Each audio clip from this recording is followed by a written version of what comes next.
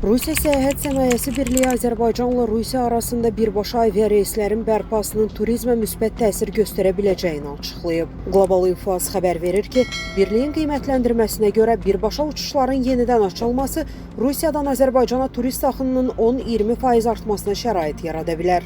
Qeyd olunub ki, turist sayındakı artım əsasən uçuşların tezliyi və aviabiletlərin qiymətlərindən asılı olacaq. Birbaşa reyslər uzun müddətli transferləri aradan qaldıraraq səyahət vaxtını əhəmiyyətli dərəcədə qısaldacaq və marşrutu turistlər üçün daha cəlbedici edəcək. Rusiya Səyahət Sənayesi Birliyi həmçinin bildirib ki, Azərbaycan Rusiyalı turistlər arasında populyar istiqamətlərdən biridir.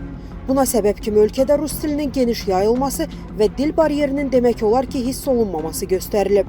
Xatırladaq ki, Xarici İşlər Naziri Ceyhun Bayramov Moskvaya səfərində Azərbaycanla Rusiya arasında birbaşa aviareyslərin bərpasının gözlənildiyini açıqlayıb. Statın sonu. Əziz izləyicilər, xəbərlərdən məlumat əldə etmək üçün kanalımıza abunə ola bilərsiniz.